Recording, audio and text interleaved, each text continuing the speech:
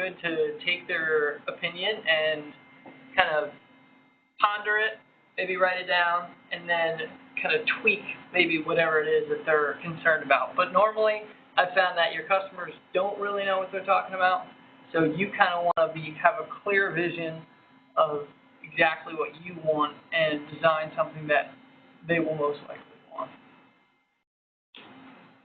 So, Shopify, there are a number of different platforms that we can use, and like I said earlier, it's really easy. And what you guys all have is you have a partnership login. So what that is as we go through this, it's not going to cost you any money. Usually it's $30 a month, I think, for a store. So once you guys start to generate some sales, and hopefully these 50 free sales that I've given all of you is enough money to cover something that maybe you can build long term into willing to pay those $30 a month. You can also get developers, and then there's a lot of resources, and then we can also use my website, which is sellfromanywhere.com, and there's a lot of stuff on there that might help you, as well as we're videotaping all of these lectures, and we're going to put them online.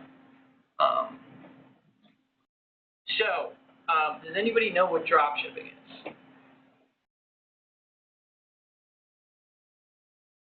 Guesses? So, Chase. I can guess. Isn't it like you take something from like a distributor where it's already made and then sell it? Like resell? No, that's resell. Go ahead. What were you about to say? You were about I was just gonna say then you sell it. And like, okay, so somebody else has the product, and they're selling it, but you're not the one who's, if I'm selling this pen, I'm not, instead maybe Chris is the one who's selling the pen for me, but I'm operating the store, right? So he's drop shipping the pen for me. So that's kind of how that works. So that's what you're going to use to leverage going forward, and there's a few different types of drop shipping. One that you want to kind of start out with is made to order. The reason made to order is good is because it's a good way to test the product. So what's made to order?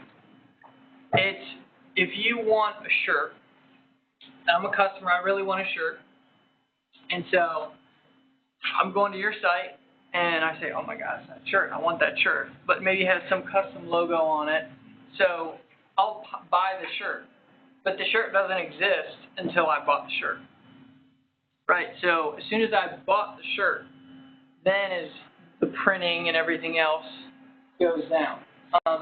So there are a couple different apps that we can plug in to our stores where, say, we want to sell T-shirts. You won't have great profit margin, and that's really key to note that you won't have a great profit margin. But what it does allow you to do is it allows you to test products so that you know going forward if they're going to work or not. So you can't create a sustainable business from made to order in the early stages. So it's important to note that you cannot create a sustainable business from made to order in the beginning. But it is a great way to test the product. And it's a great way to start.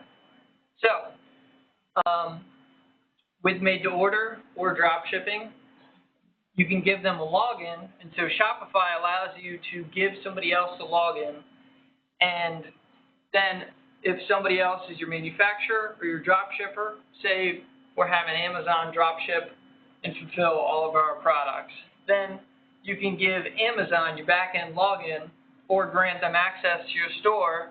They can't fiddle with any of your financials or anything, but whenever they're at their fulfillment center, okay, bam, there was an order in, we're processing it, we're going to send it out for them.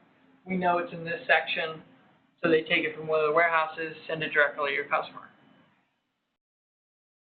You can do all this in-house, and that will increase your profit margins, but it also significantly increases your risk. That's why you don't want to do it right off the bat, having it all in-house, unless you're doing it at a really small scale.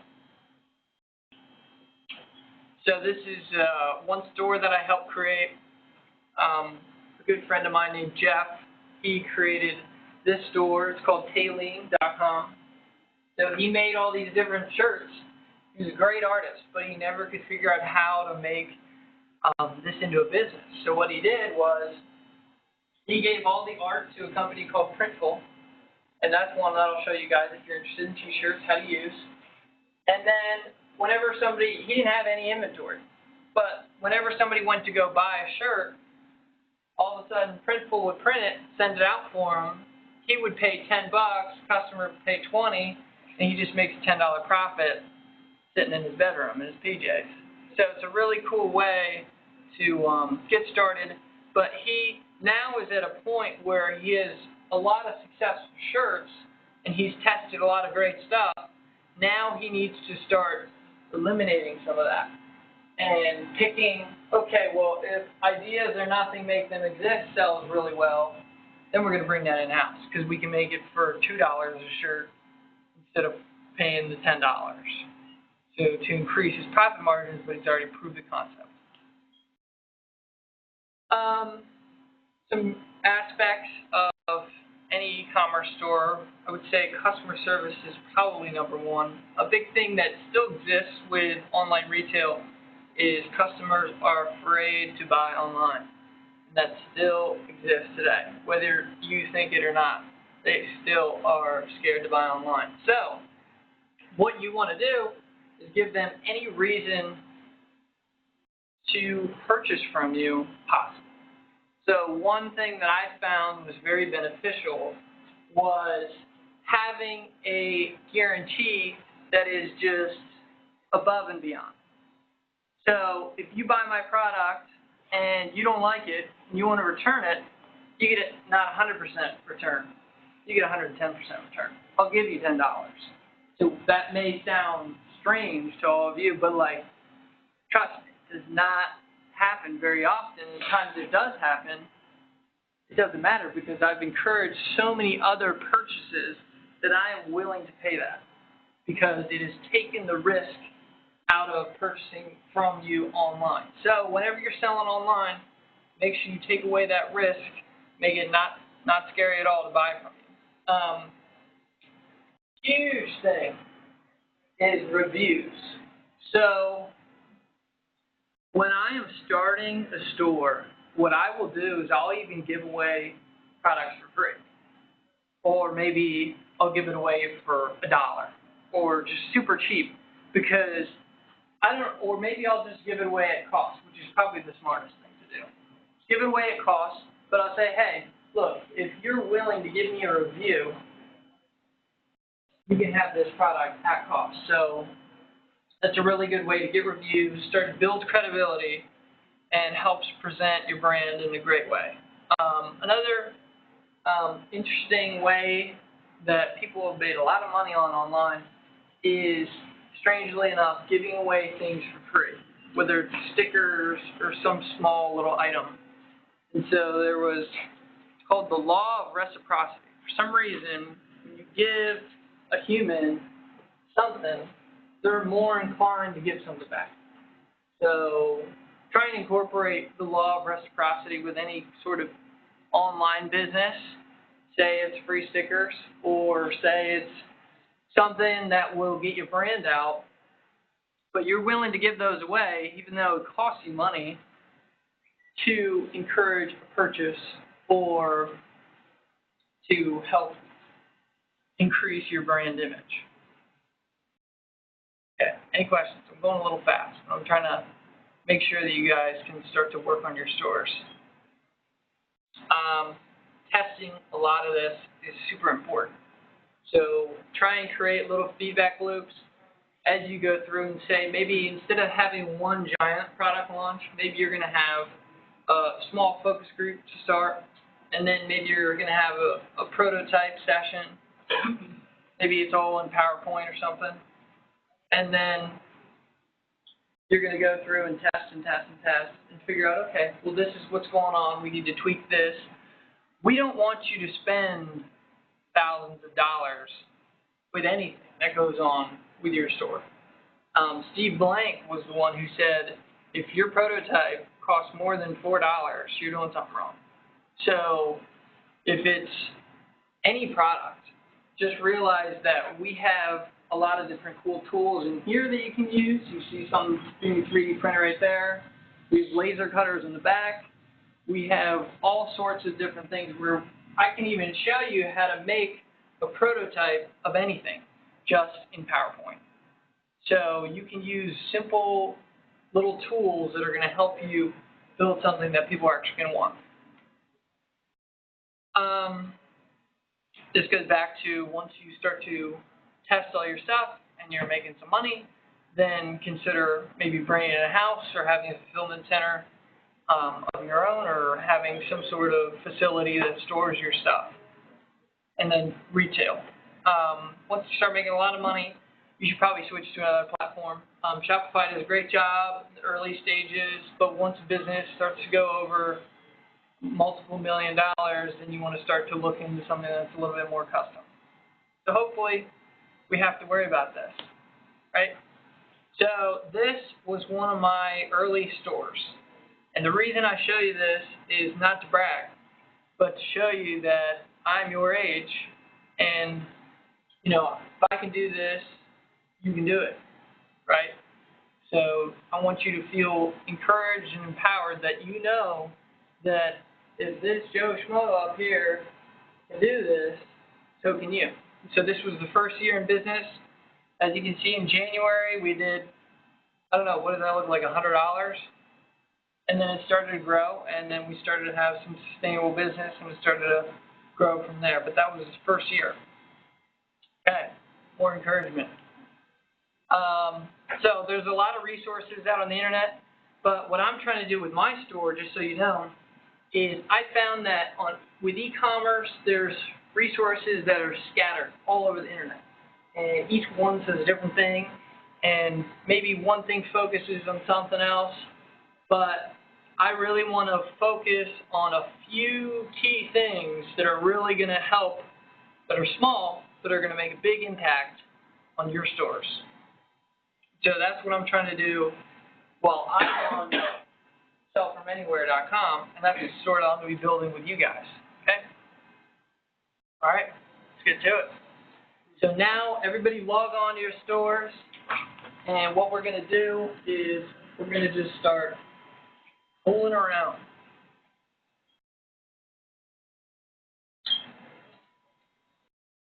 I want you to get a feel for using Shopify. So on here, it makes it really easy to tweak and go to your online store. You can go to the customized theme. You can just change anything that you want. You can have pop-ups. There's also, in the back end, you can go down here to this little puzzle piece, and it'll take you to an app store where you can choose from a bunch of different apps that'll help you, whether it's product reviews, an email pop-up. There's a lot of different stuff that'll help. So going into the next class, I'm going to provide you guys with a little checklist, and there are certain apps that you will need. Like these are some pretty essential ones. Digital downloads, because I'm selling an ebook, I think is probably what it's going to be, and maybe a checklist or something. But these checklists and all these resources, obviously, they're free for you guys. So, I mean, just go on your store and just start fooling around. I'll probably play some music and then ask questions. Is that all right? We'll do this for a little bit, and then we'll go into something else. I'll try to sort out the email thing real quick. Yeah. Here, come over here. Maybe this will be. Do you have any electronic products at the moment? Electronic downloads, like downloadable things? Oh, Is your ebook going to be the first one? Yeah, I mean, I have them, but they're like in rough stages. But yeah, what you want to do, something that's really helpful with launching a product, is build up like a lot of excitement, and then more people are more inclined to purchase. Yeah. So, I mean, I don't have anything available now, but go right there. Oh, that's nice. Yeah. So I'm gonna have different ones. Oh. And I'm gonna have a few more suggestions. Not that I know of yet. I was just thinking because I'm a CS major. Knowledge of that stuff. With, Or like, was there like what? different phones? Just like, I wasn't sure what you were Or doing. like I have, yeah. Downloadable, but now I Yeah, you got, so it's just teaching. Same thing, I'm trying to, I got the email. it worked? Yeah, I actually created like this one. Yeah. Just, Should I I would like, just get rid of that one. can I like Because- delete it? This one, go to home. Okay, yeah, trial, see, that, where's Yeah. yours? My this is like the Yeah, sample. Yeah. 50, so, there you go. Is there a way I could like deactivate this one? You didn't put in your credit card or anything, right? No, I didn't. Okay, yeah, just log out. Okay. I'm good. Yeah, and then just keep tabs on, that email. Yeah, yeah. That'd be good. Yeah, I don't know why. You know, it's your so- login. Right. Yeah. So when you were talking about the drop shipping. Yeah. So I'm still kind of confused on that. Like you basically you have like your outsource in a way. So like someone else makes the items and ships them out for you. Mm-hmm. Yeah. Yeah, they can, so made to order would be, they make it and send it out for you. Drop shipping is, you have a manufacturer make it. It's sent to that person, and then they fulfill it for you. Okay. Instead of you sitting here, packaging it up. It's basically just somebody else doing it. In here, go to shipping. Hopefully this gives you a better idea. So like, you can activate, if you were a retail store, you sold Doritos, and you wanted to deliver Doritos within a 10-mile radius, you could activate Uber Rush, and they could come pick up your Doritos and go take them to your person. So this is for retail location. And then here's dropshipping. So you can connect Amazon on here, and then you would have your manufacturer send it to Amazon, and then they would send it out. Okay. You got Yeah, it? that makes sense. Yeah. You want me to draw it? No, I think I got it now. Okay. So like that's basically what a lot of things on Amazon right now Mm-hmm. are just like Amazon. Mm-hmm. Almost. Yeah. I'm sorry, you still? No. Taxes. That's what I'm worried about. Which of these do we need to select? Because it seems like it'd be pretty important. Well, depends what you're selling. So it depends a little bit what you're selling, but Shopify does a really good job doing it for you. So in here, it has all the different state taxes. So when you sell something, and sorry, Oh, it's okay. so like one time I sold something to Virginia Beach, and Virginia Beach apparently has an extra tax. So it's not plugged in here now, but when you sell it, Shopify is just smart enough to know that, okay, there's this municipal little tax that you need to pay, and so then they automatically deduct it for you. Oh, well, that's good. Yeah. Thank you.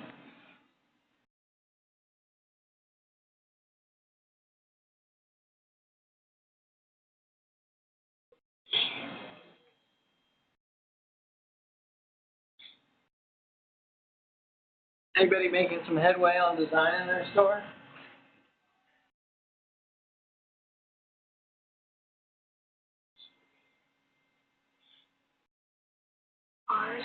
Well, So like this one, so like if you have like your product there, and then Someone else did, but kind of add your card to check out. Apparently it does it automatically. so, This is like, only if you're selling in that state that you're in right now. And then U.S. shipping is basically if you're not shipping globally anywhere else. There's no point in clicking any of those because, you kind of quote us on Dubai, all your products. oh, website, right, is that over one of three? yep. Headlights for you definitely right now. They're definitely what you're gonna. Other than typography, I feel like that's gonna take me a lot longer. Just because time it takes. Yeah, so what you'll do is you'll make it as first Mhm. All those years that don't and below here are fix. Yeah. that you can black and they're kind of plug and play. Really paint them. Yeah, we're saying. Go to, Go to I mean, I did work on wait, a lot of the wiring. click the below. go back to, not online But, store, the biggest thing would be sending them and all the tools that, and then you can I guess I could get it done, it would just be. Then I think like. So after you made it all perfect, next command. Industrial paint, like, are you? I'm using, so, it's, Yeah. I use. Okay. Plastic paint, so you just have to sand it, the backing of it, But only when you're ready to go. like you specific, Some sand them down. ideas I think would work well with the t-shirts, for example, because I can probably design different phone And cases, plus it's in a housing. like on Photoshop or other things. Anything. Well, they have made to order. And then also the headlights that are in, the lights that are in there are all very low powered, so there's not a lot of heat. That. Oh, that's cool. I don't know a lot about how cars work, so that's why I'm interested. Yeah, yeah.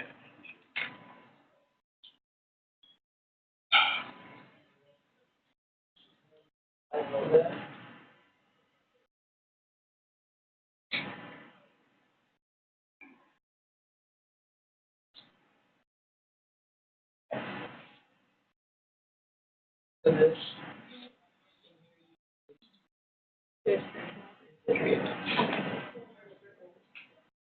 Just wondering. No, you can use your own. Yeah, make sure to use, switch out the email in there, from mine to yours, please, just so I don't get all kinds of crazy emails with downloads and such and such.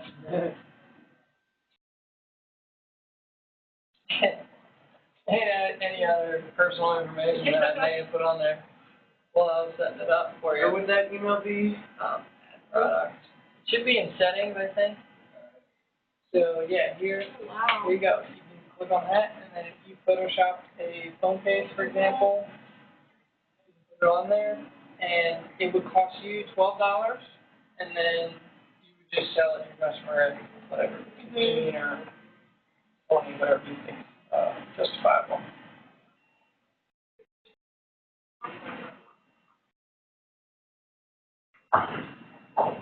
So you have to make sure it's the right vector too. Yeah.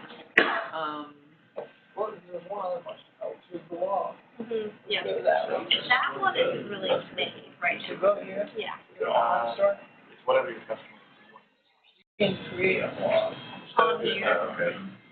Make your navigation. This is actually really cool. Make it so that navigation. Yeah. Make it so like when you're. What are you planning on? Do you plan on just building stuff, or are you gonna start with something small like t-shirt or something outside what you already know? Yeah. Still trying to decide. I think I might start with like, so what I found a lot. Yeah.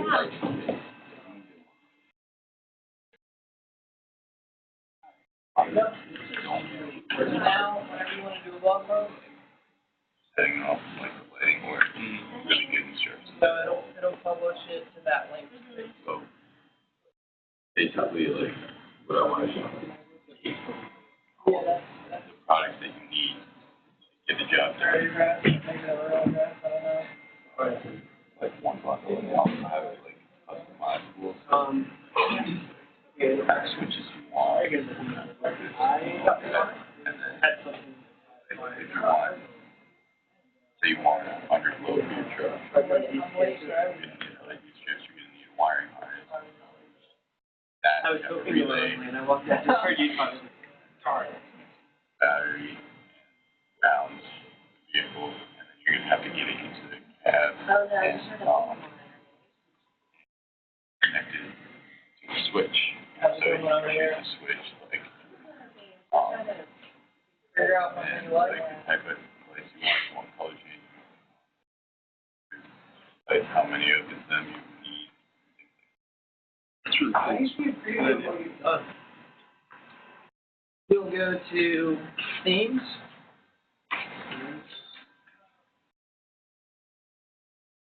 And there's a preview option. So this little eyeball, when you go to themes, little eyeball will show you kind of what you've done and what it looks like and how to navigate through your site. You have to publish it first. What's that? You have to publish it first to see,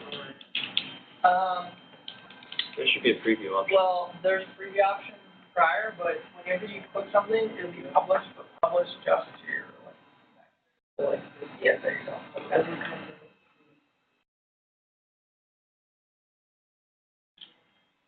Basically like Is that the one that you're trying to get? red lights, Oh, yeah. underglow. that is installed and then Okay, yeah, go publish. Oh, and this is like automation. Sweet. Coolest cars I've ever seen drive around always have like the underglow. Yeah, I don't have underglow on mine. What's the difference between the third-party payment gateways and the Shopify payments? Is it just that third-party payment gateways come directly to you? Well, maybe you have a preference if you're a merchant and you have a retail store already, and maybe there's some switching costs that you don't want to incur beyond just the financial. Maybe it's just a headache. And a lot of really small retailers will have problems with this. So, with the third party, maybe they'd want to stick with theirs. But in your case, I recommend just doing the Shopify one. They try and waive as many merchant fees as possible, so they're pretty good about it. Awesome. Thank you.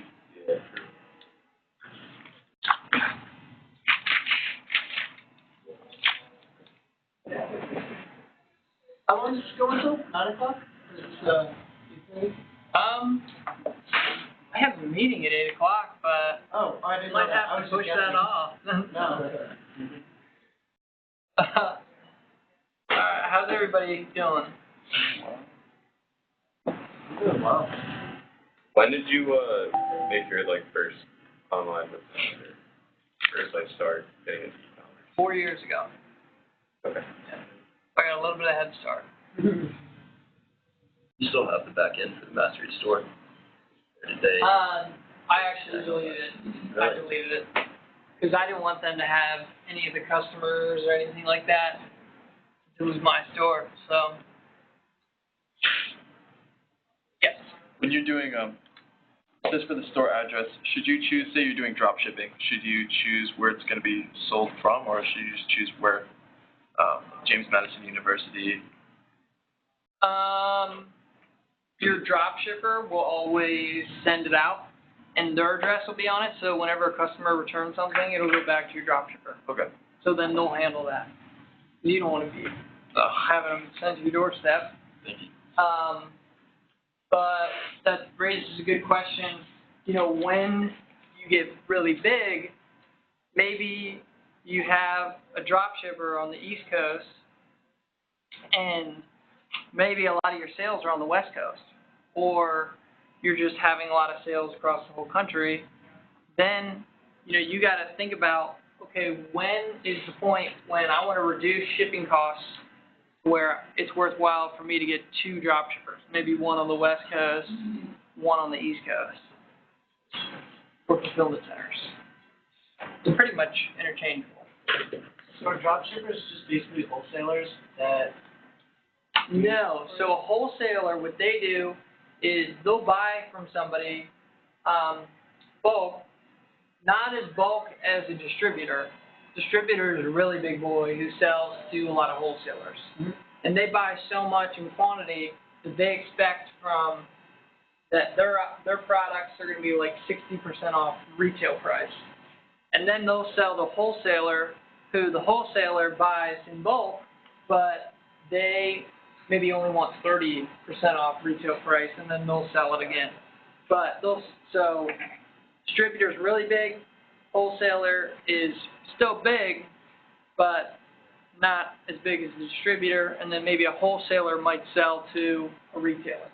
Okay. So where would the drop So what exactly, I'm still confused on the drop ship.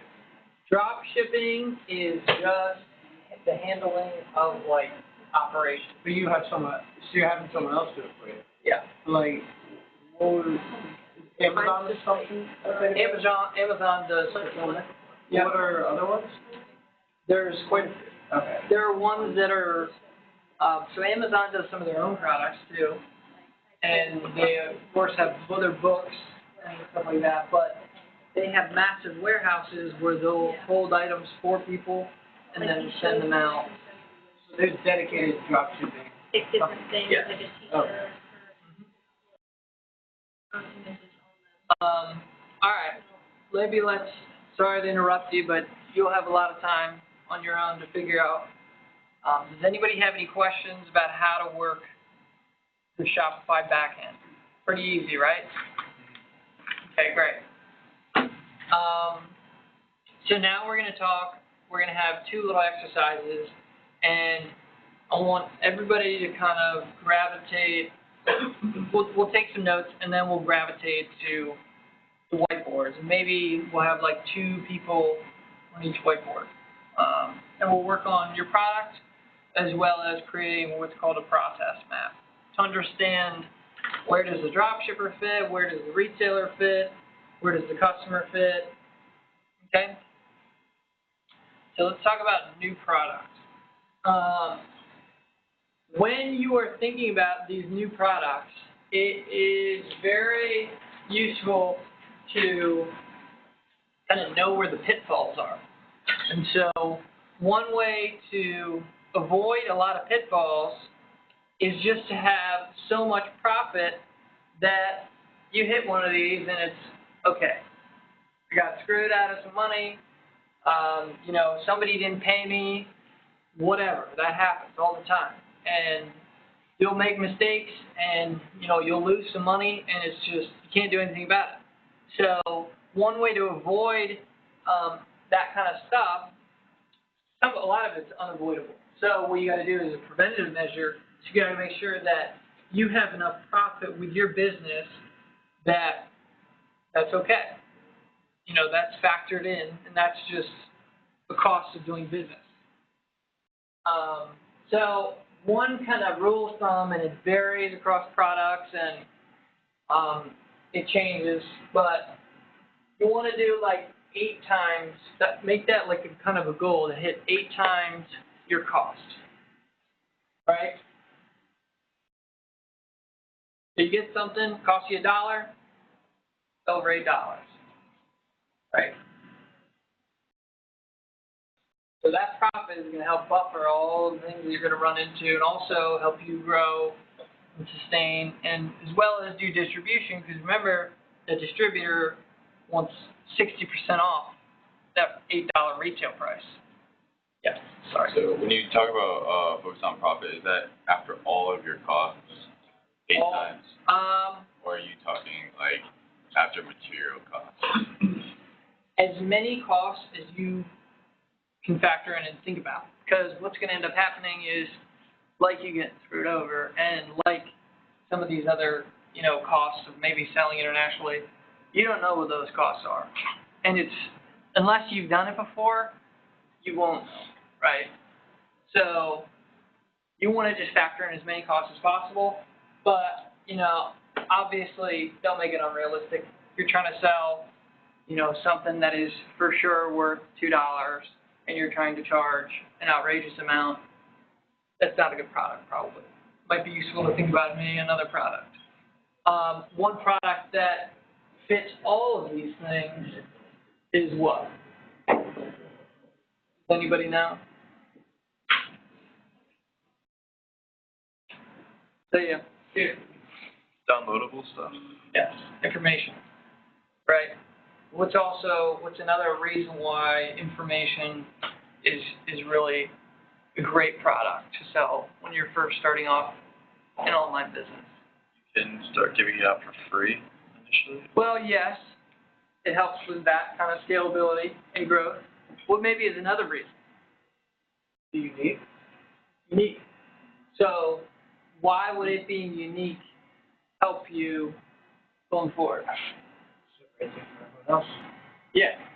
So when you're thinking about these products, just know that when Callaway releases the latest golf ball or the latest golf bag or club or whatever, China has produced it in a matter of hours. Same one. No difference, right?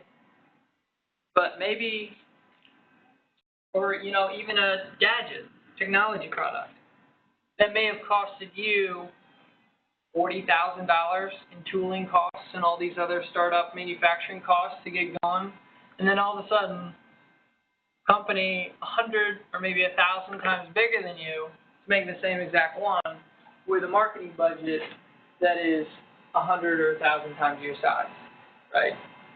So, as a little player, sometimes you can use information as a good way to leverage because it's a lot harder for somebody to just copy you word for word or change word for word, or maybe like this video, it's kind of hard for somebody to do exactly what I'm trying to do right now, right?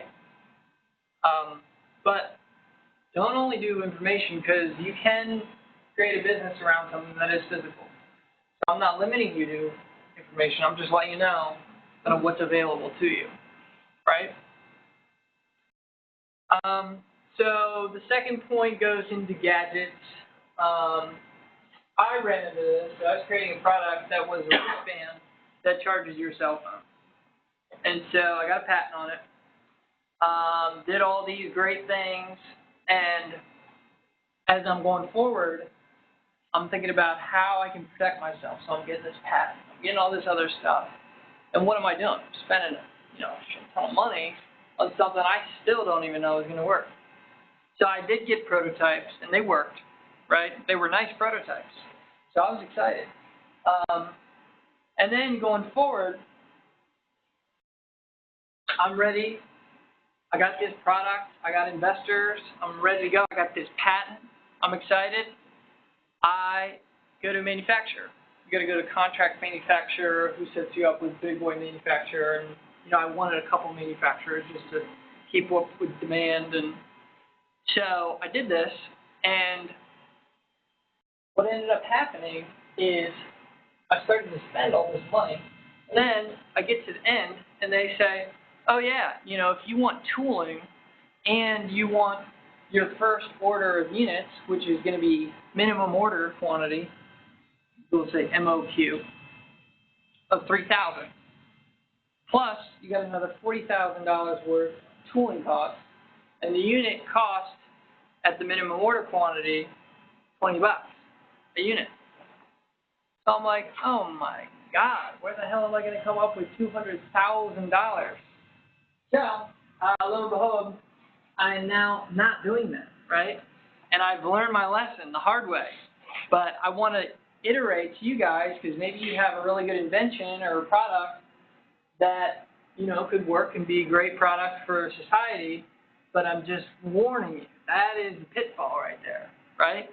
So what I'm trying to do now is kind of turning around to an okay story. It's not all down and dreary. I'm starting to license the product. So that's something you can do with information. If it's copyrighted and you write it, or maybe it's intellectual property and it's trademarked or patented with utility or a design patent. Number 3, create the best possible product when you start. A lot of people talk about MVP, which is the minimum viable product, because you want to get it out there, get feedback. But that kind of only really works with apps, right? Because if you start and you ship product and do launch, it may be great and you get it out there and you get a couple customers, but what are those customers going to talk about? They're going to tell their friends, and with social media, they're usually going to tell 1,000 people that, wow, this product blows, right? So you want to get a good product that people are going to talk about.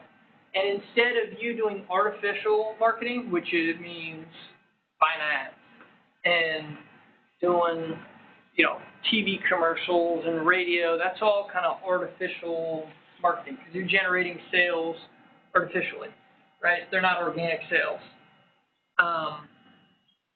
So the way to avoid that is to create a product that people really love and they want to tell their friends. So they post on social media, and all of a sudden, I'm telling you, and I'm telling you, and I'm telling you that this is a cool product, and then you're inclined to buy it. Number 4, pricing. So it's really important to think about, just like profit, what your price is going to be, because that positions you in the market as maybe high-end product or maybe a value product. So think about pricing in the sense of your positioning, but think about pricing also from a customer standpoint. If you're an e-commerce store and you are selling products that cost $5, $4, $3, who is more than likely going to buy your product? Anybody? Kids? Kids, maybe. Who else? People without a lot of money. People without a lot of money. I learned this one the hard way too. Whenever you sell a product that is cheap, you may have a lot of sales and you may even make money on that product, but guess what you've created? A lot of work for yourself. Because people who are cheap like to do what? They like to send a lot of emails. They like to complain about a lot of things that are very high maintenance, right? So you got to think about that kind of stuff, right? And so what if I'm selling a product that is $5,000? Who's buying my product then? High-end users. High-end users. What are they usually? What kind of people are they usually? Probably know a lot about my product. They're going to shell out $5,000 for a product. They probably know a lot, right? They're not just going to shell out $5,000 for. So they probably want a lot of information too, and they probably want to ask a lot of questions, talk to your customer service, and figure out all these different things. So what I found, and maybe this doesn't apply to your specific product, but if you're kind of right in a happy medium from like $50 or $40, maybe $30 to $100 to $200, somewhere in that little happy medium, you won't have to deal with a lot of headaches from the cheapos. They won't be bugging you and complaining all the time. And you won't have to have as much customer service as maybe the person who's willing to shell out $5,000, right? That's an expert. He knows what he's talking about when he's paying $5,000. He's going to the Ferrari dealership. They expect great service and a person by their side, and then talking them through it. And that person is super knowledgeable, whoever's talking to them, so they're having a little bit of a, this Ferrari does this, that's how it is, right? Like a wine snob. All right, and then shippable. Why those products fail is really good to think about when you're going forward, because maybe you can figure out a way to prevent it. So the first one, how do you avoid unmet demand? So that means not making enough products, right? So how do you avoid that? Anybody? Yeah. Price higher. Keep the price higher. So, yeah. Yeah, no, I mean, that's elasticity, right? If anybody is taking economics class, I'm saying e-commerce every freaking economics class, it's price elasticity. Higher the price, less quantity, right? You want to figure out where the right price is. How else can we help solve unmet demand. Yes. Have more than one distributor, like you were saying, on different coasts. Yeah. And so, how would that help? Have more people making the product and also getting to them faster so they aren't complaining. So made to order. Yeah. More made to order people. Yeah. You're right. What else?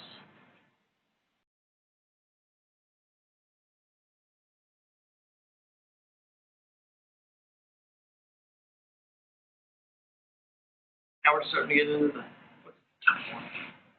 Tough one. What is it? Unmet demand. How do you prevent not making enough product? Making sure whoever is, like your distributor can, like, accommodate that amount of volume, if or when you can get to that.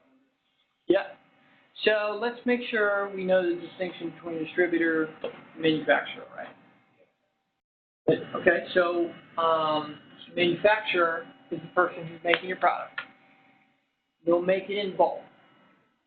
Distributor is a person who gets from your manufacturer a lot of units, and then they'll distribute to wholesalers, and then wholesalers will distribute to retailers or customers. Sometimes retailers are considered wholesalers because they buy a lot of units and they'll sell them to their customers. Yeah. So, like, if you go on, like, Alibaba, there's a lot of things, like minimum quantity to order, like 1,000 pieces for this price. Are those, what type of sellers are those? Distributors or wholesalers, or are they manufacturers? All the above. And the way that you can kind of gauge who's who is by that minimum order quantity.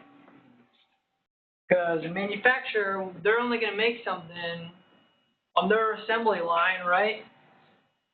They make a ton of it because of what's called economies of scale, which is you make enough units to have a lower cost, basically. And so they only want to make 10,000. You know, it depends on the product, but a lot of units, right? Distributor wants to make, they want to have a lot of units, so a lot of big sales.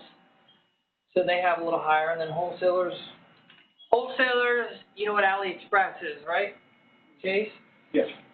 Yeah, so that's mainly wholesalers up there. So, like, sort of just by looking at the minimum order quantity, like, I'm looking at something here, it's 10 pairs, and there's something with 2,000 and something with 100. Yeah. So who's who?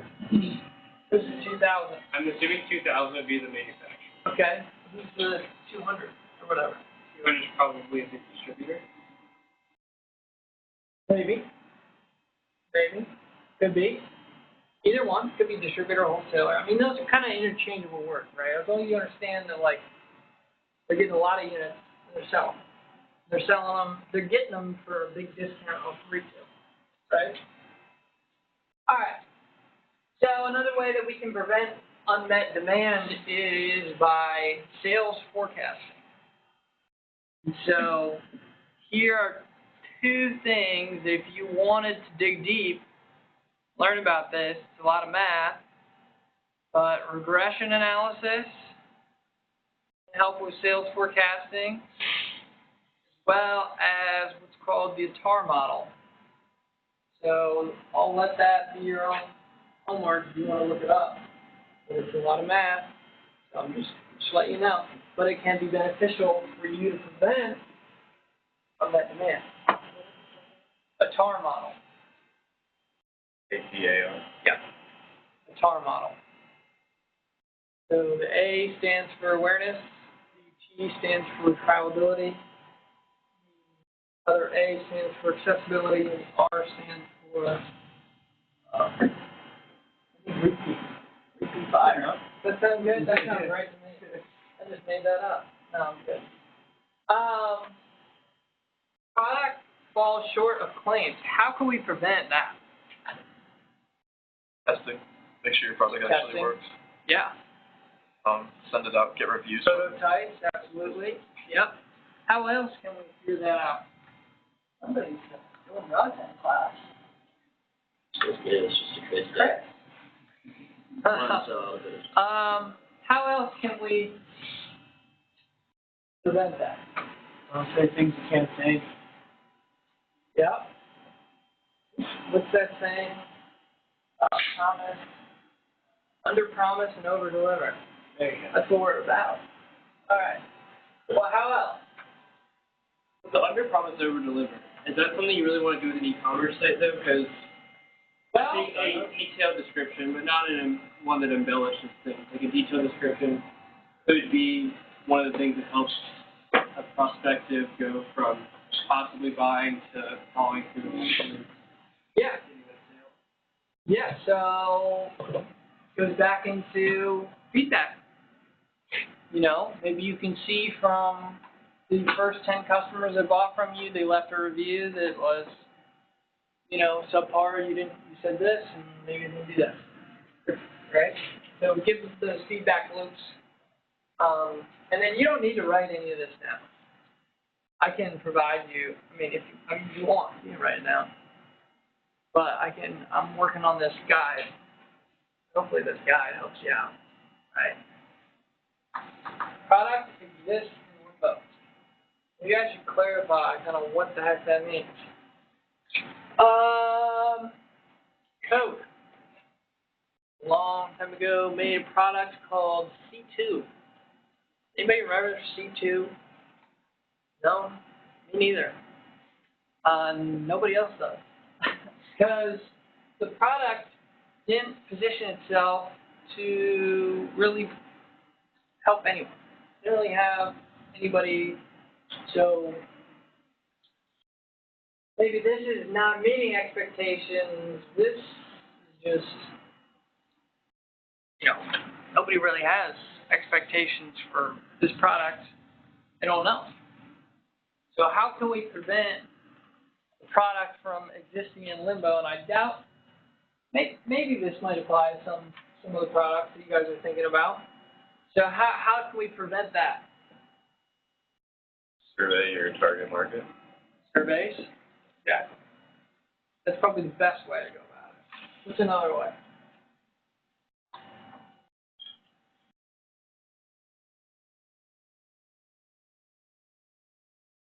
I guess building up some kind of excitement for it, advertising. Exactly.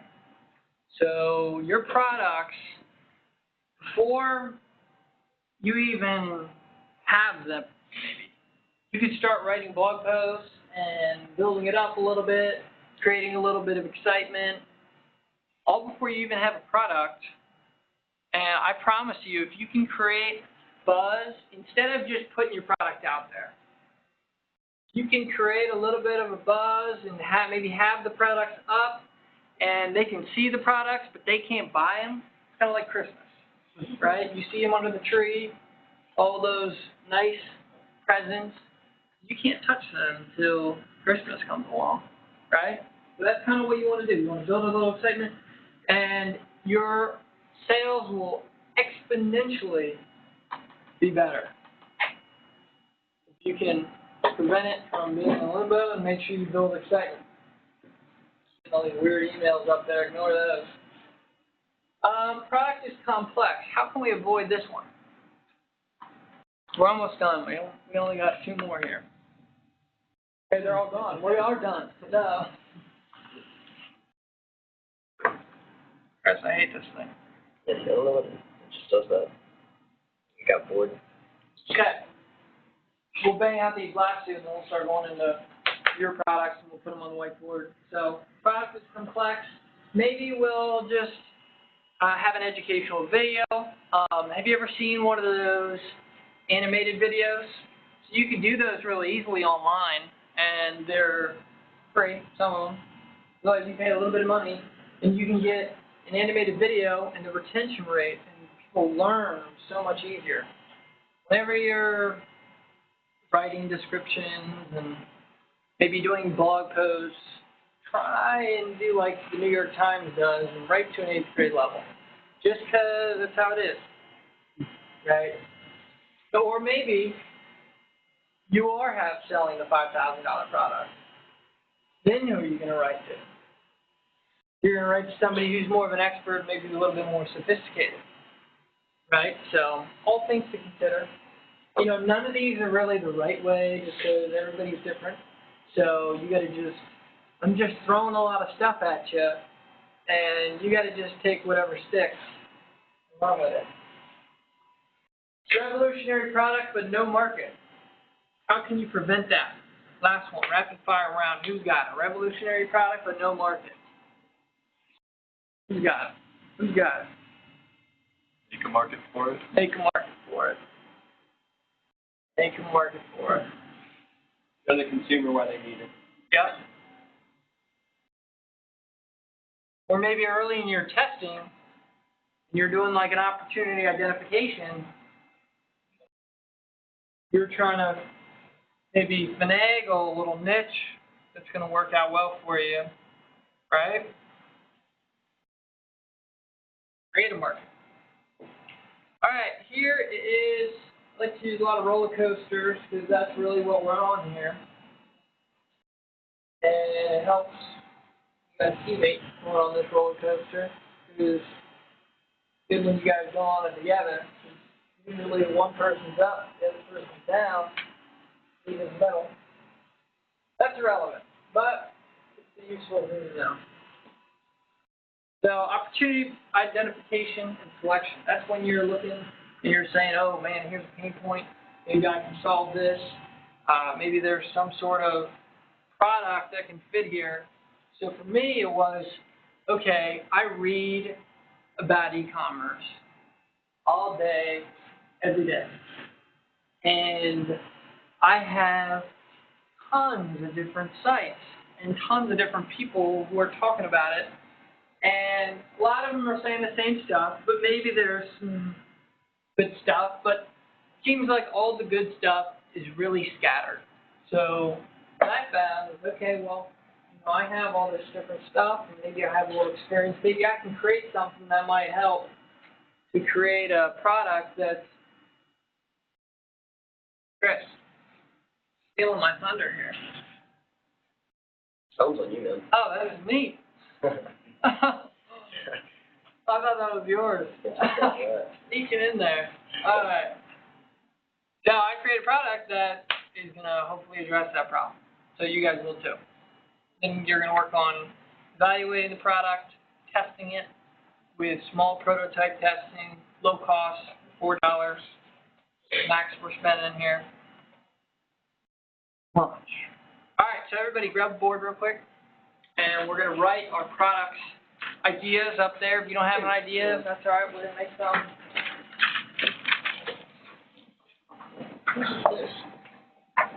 Not mine. Who's there?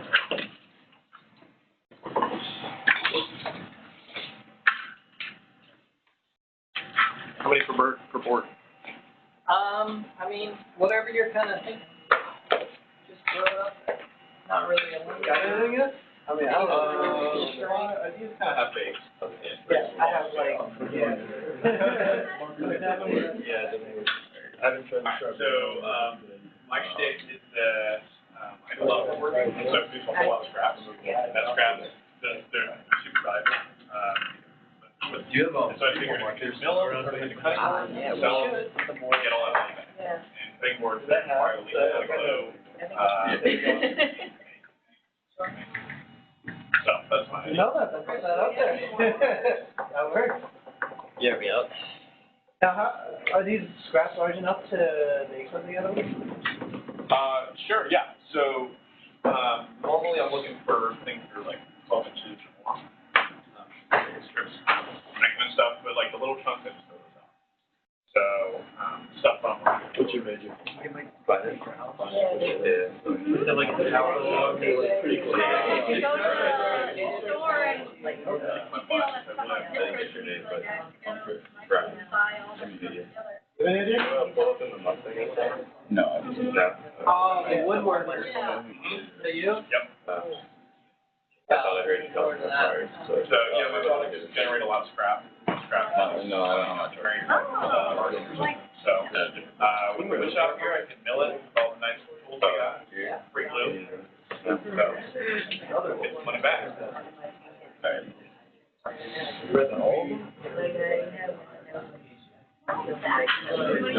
doing. Time based or like dating? Print t-shirt. What kind of stuff do you guys? 2004. Have you seen them or you just like? You like cars? Yeah. Cause So, Yeah. yeah, you, Yeah. 2006. have you done any modifications to it? I put a cap back on it. Online, I can't back it on. Rhyme or Yeah, I So have over winter break, went by it, thank you. if it's not already out By, there. 2013, Monday. Maybe it's last year, but then there's also like I just need to make money to buy. This year, I bought the Audi for like, just because someone else is selling. and I can sell it for a little more, so I kind of like. I mean, it's different. You got my schedule telling you. yeah, but if you can get it, I guess if you can get one, if they like it, then they'll advertise it with another one. Next thing you know, everyone wants it. That's that one. You show I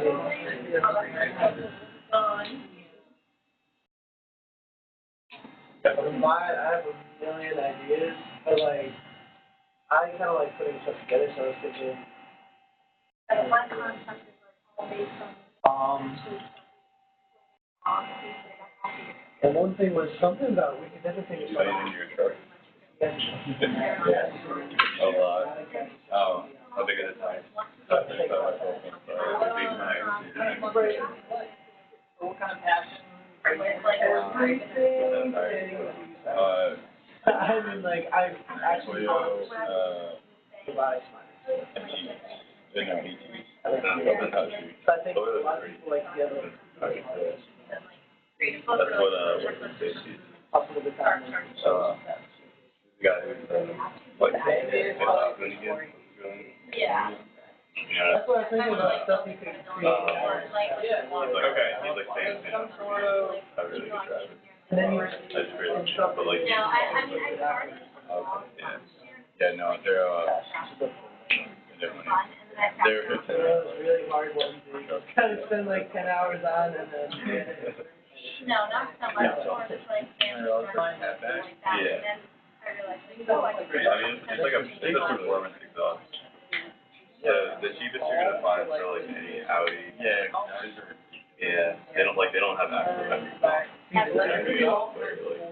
Even back here, full like heavy. Yeah, this one's sweet.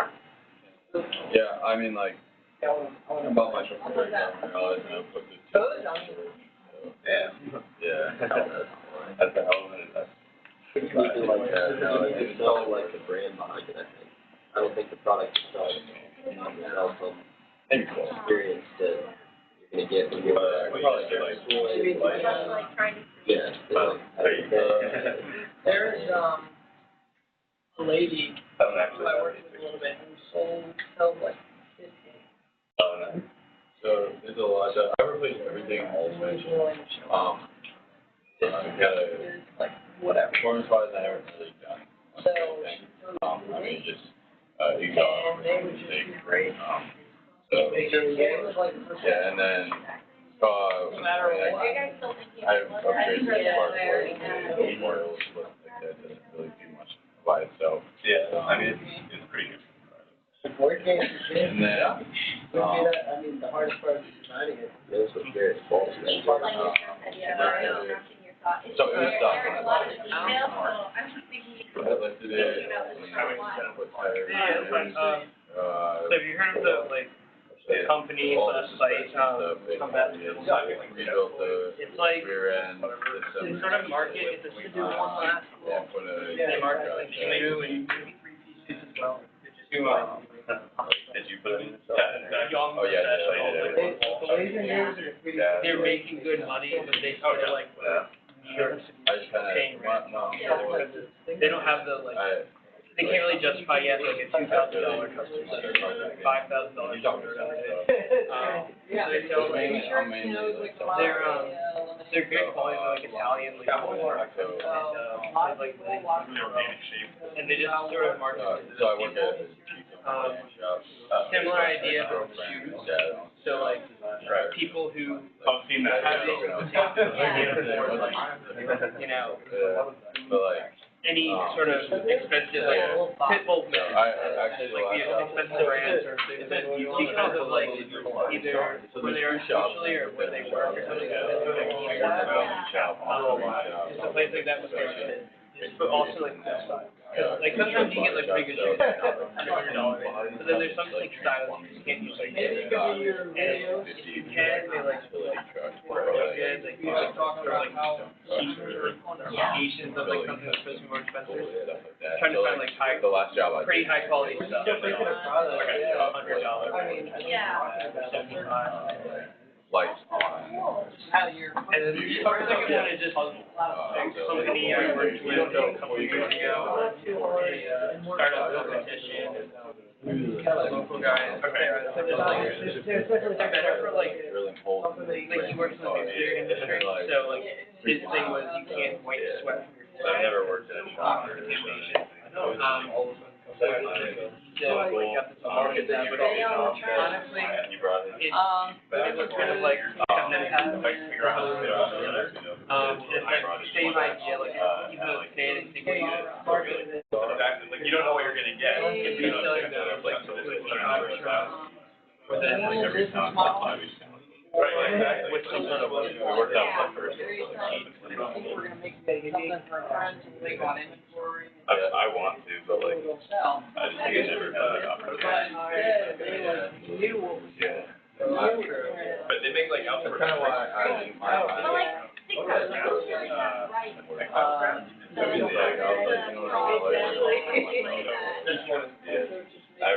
right time. You never know. It's like, I would I'm excited about it. That's like You're right, but I just couldn't find it. yeah, I'm in SOE Like 30 grand. I mean, like, shit, like, they send it to all the like, they were out of like, What years ago? I don't know, furniture shops or whatever. So like, I would have to I like to. Honestly, I could be like Kyle, they know all this stuff. So, Like, get a really good product. So what do you do now? A lot of things. I know you have that one site. And you generate profit. No, I have no idea what I'm doing in college. My big intro stuff, and then as you go further and further, you start charging more and more. Oh, really? Right. That's so true. That's true. There's like a plug-in app. Actually, This is kind of like my main focus right now. there's a time I gotta figure that out. I think That's what I was saying, something about Right. You can advertise like free. but, yeah, so. Exactly, that's what I was thinking. So that's kind of my main focus. And then here's whatever. Like, Right. one thing I wanted to. And I was like, one girl, like, in terms of something that they want to make, but they have to like go to Microsoft, find out what to Figure out what I need. like, oh, you can make this, you're all supplies and packages. A lot of that yourself. I know they do. No, that's good. Probably that. That's what I heard. They would have like, what I like about The last class, like you're in like leather, you use really big a tree. Like, you know, like there. They go one duck. Just kind of sell like. yeah, how to create maybe a quick funnel that is profitable. Yeah. Yeah. Yeah, so it's specific, like a very specific niche. What was the purpose of making this class? What's the My idea is kind of like, well, my main idea that I actually tried to like. That's cool. I like that. Look more like a service. But I don't know, I wanna, So, you know, I'm video recording this, so I'm thinking maybe it'll be beneficial Yeah. for other people like, online. like now, you need financial, you need like, yeah, big, like, put in. But you guys are kind of like my pilot group, so you guys are gonna kind of help me work with my.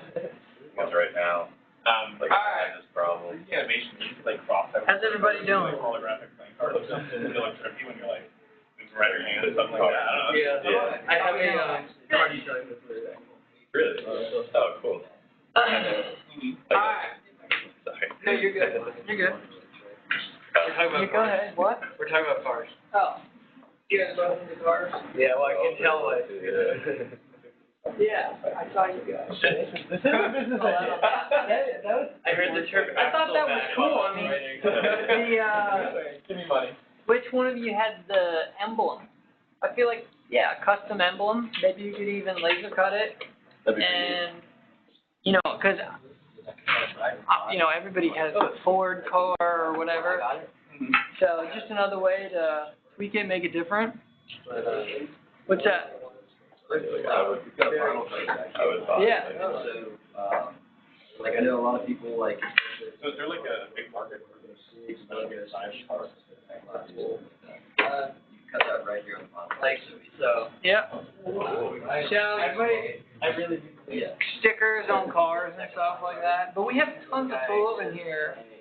And because you're like involved with this class, you can use this stuff. Pretty much it all. He works it out. Hard. Yeah. Alright. I would buy like a So, this is the last thing we'll do, I promise. Last thing I'm gonna hold you hostage for. So, what we're gonna create now, maybe on the back, if you have a lot of ideas and stuff, like Chase, you need the back. What we're gonna create is a process map. So, I know you guys were having like maybe a little trouble figuring out the distributors and the wholesalers, and you know, it's a lot of stuff to wrap your mind around. And the way you kind of separate it from yourself is just write it down, right? Because if it's all in your head, it's really tough to think about how maybe this is going to work, right? So what we're going to create here is, you can call it virtual architecture, process map, whatever, but basically, we're going through the process, starting up here. There's a kind of a funnel going down where we have marketing. So how are you going to bring customers to go to your site? So this PPC stands for pay-per-click. So whenever you go into Google, those top sponsored ads, and maybe Facebook, you see sponsored ads. So those are all kind of pay-per-click. Every time you click it, costs somebody maybe 10 cents, whatever. Cents, 10. So these two, well, this one, pay-per-click, and search engine marketing, and search engine optimization are the two best ways to launch a store, period. And long term, whenever I worked, if I had somebody do this today, you're listening, you know who you are. Somebody was on their store, and they were a little frustrated with, you know, they weren't getting maybe as much traffic as they wanted. So all of a sudden, they started to just spam Facebook and spam Instagram. Do 100 posts to every group known to man about their thing, and that's, you know, maybe that's okay if you're doing a contest or something.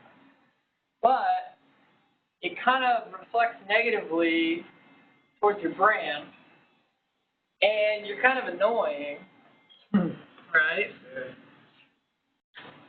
So it may create some short-term buzz, but that's not going to help you make a long-term business. Remember, we're in it for the long term. So what will help you with this search engine optimization is blogging. Maybe a post a week, maybe 2 posts a week, maybe a post a month.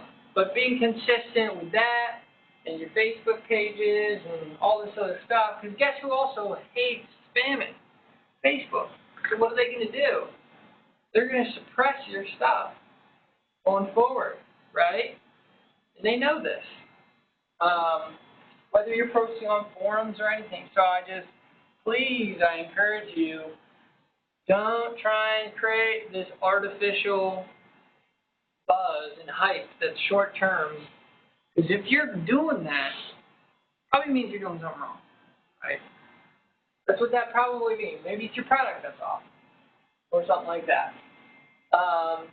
So for me here, I'm doing SEM, SEO, social media, YouTube. I'm going to put these classes up on YouTube. I don't know how I'm going to edit them yet. We'll figure that out. Udemy is a place where you teach classes. So then Coursera, same thing.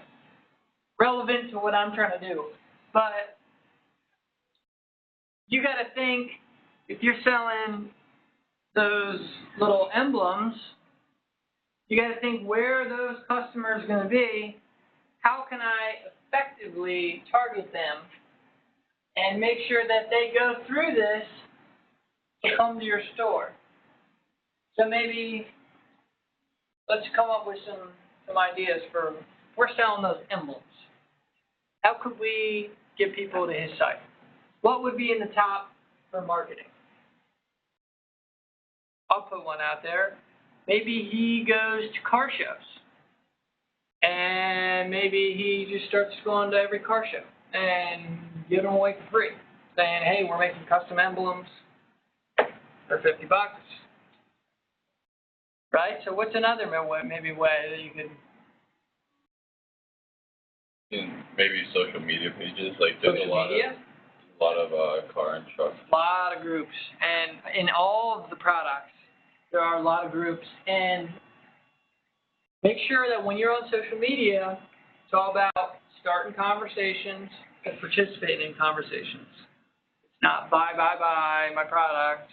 I'm obnoxious. Sorry, what were you going to say? Oh, I was just going to say, kind of related to social media, like later on, maybe you get like brand ambassadors at the car shows, like people around our age, and give them to them for free and be like, hey, you could be a brand ambassador if you post on social media for us.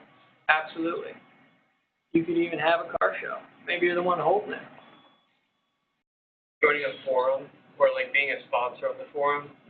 This way you can offer value by a forum I'm on, obviously, is a car detailing forum, and there's people on there like they sell like detailing products for cars, for car cleaning, and people be on there saying, I've got these scratches on my foot, how will I get rid of them? They'll say like, you can use this process, and you can either say like, use this like my own product, although of course it's a little different for everyone, so like our polish here, then our compound here, then our polish, where you can say like a medium cut compound and a fine cut polish with an orange pad.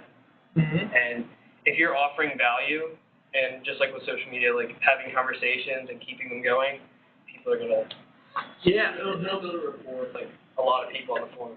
Perfect. And then the other thing that's great that you touched on briefly is kind of partnering with other people, right? So maybe they're selling a sponge or a cloth or whatever that goes with your emblem. Reach out to that company. Say, hey, I'm starting up this new thing. Will you sell this on your site? And that's one way that you can get onto a couple sites. Then all of a sudden you're on 2 sites and you're selling.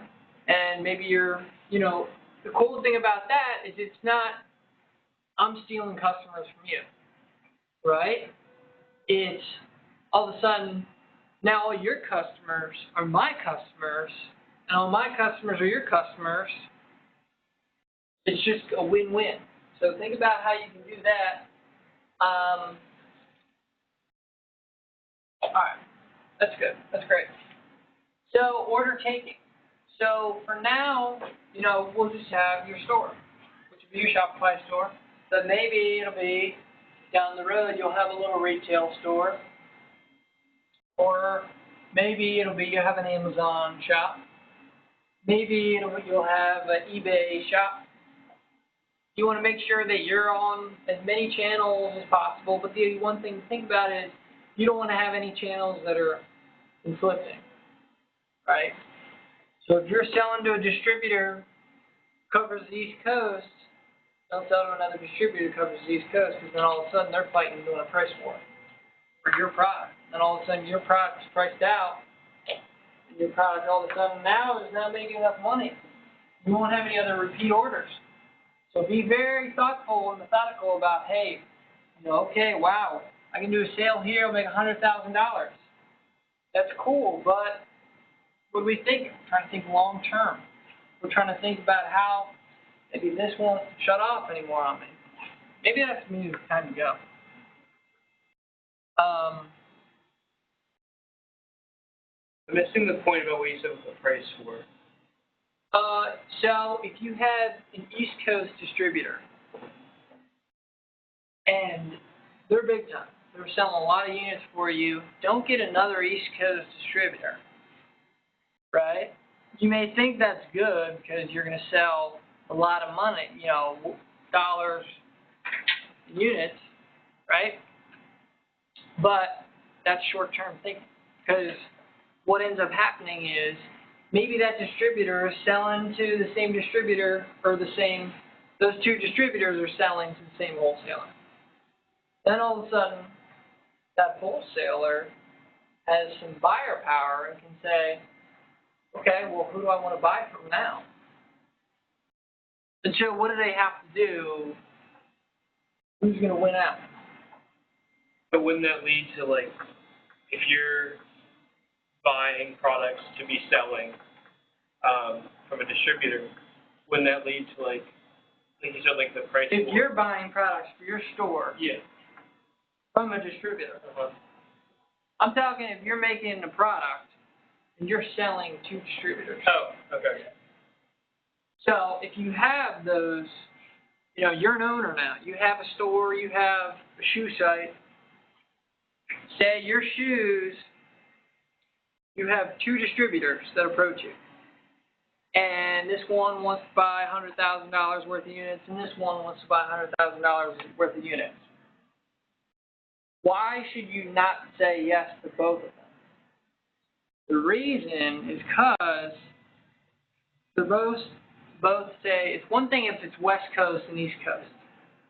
But if they're both in the same area, then they're fighting for the same business, right? So then all of a sudden it's a price war, and then as that progresses, they no longer want to buy from you because you sold to their arch-rival. So you want to pick one person, be good friends with, stick with, build a relationship with. Does that kind of make sense?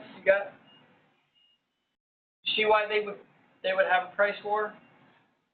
Wouldn't the price store lower the value of your product too, because they're competing?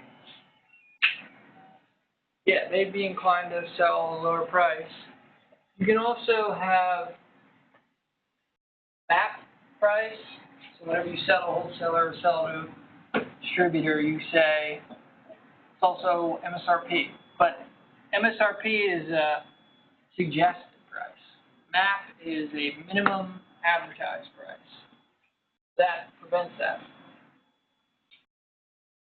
Order processing. So, do we see kind of how this links together? I want you guys to maybe we'll just do this for homework. It seems like people are a little running out of gas here. We see maybe the benefit of putting one of these together.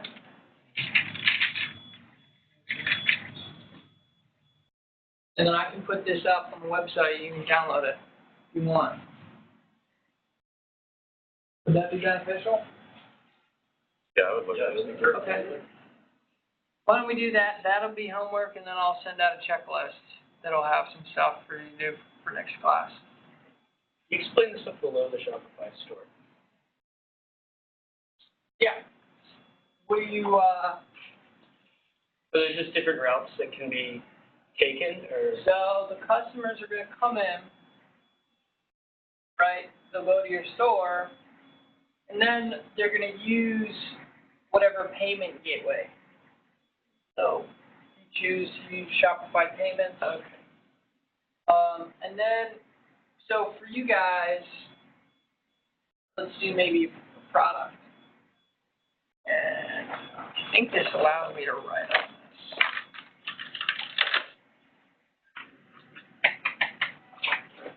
There we go. Okay. So maybe it's not digital downloads.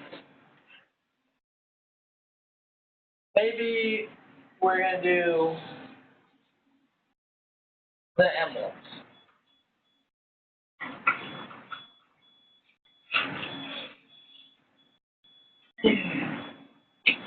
Maybe it goes straight, the emblems, you gotta think about how they just don't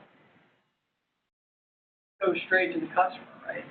So they're gonna go to maybe some retail stores, right? Maybe they purchase from a small wholesaler. If this is a small wholesaler online, maybe it's another store online. And then maybe there's a big boy distributor here that maybe sells to that wholesaler, that maybe sells to another couple wholesalers, that sell to the customer. And then this is just the money going here. So this is kind of the important part of this.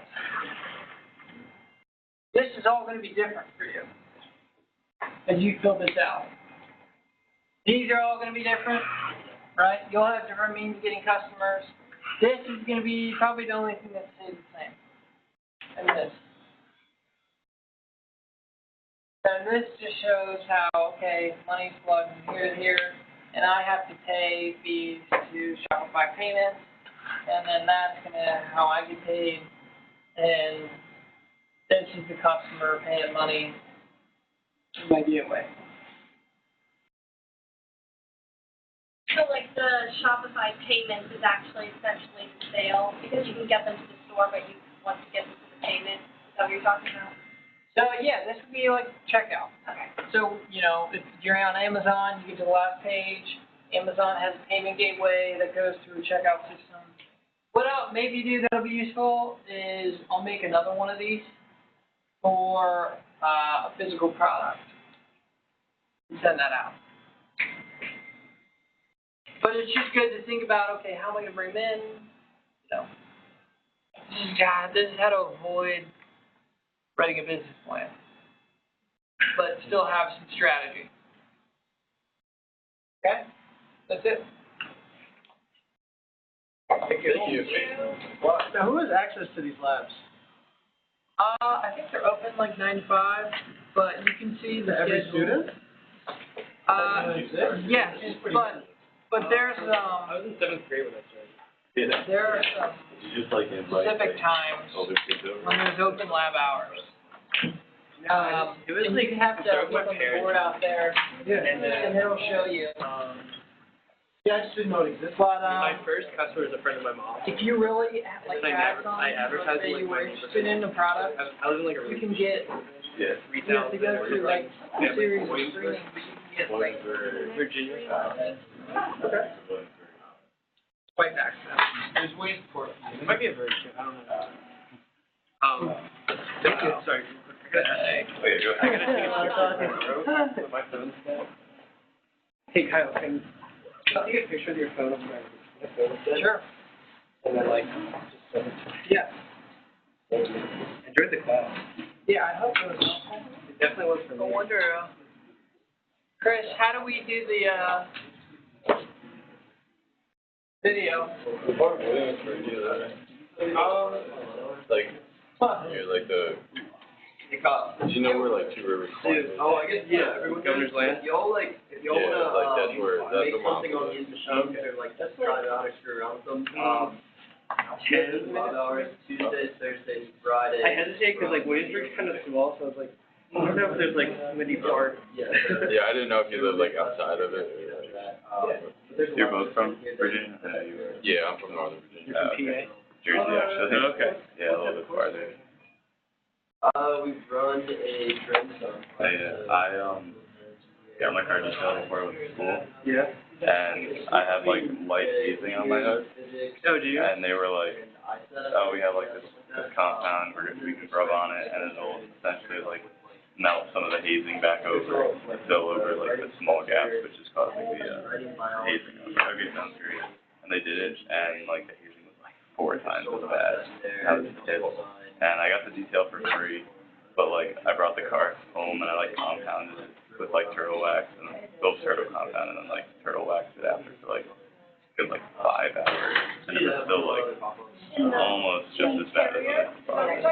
And now that's where I am now. That's one thing I do not know about cars, is like how to freaking do it. Like I take a power washer and I get the motor out of my truck and then Like I use you know the foam washers, have you ever seen this?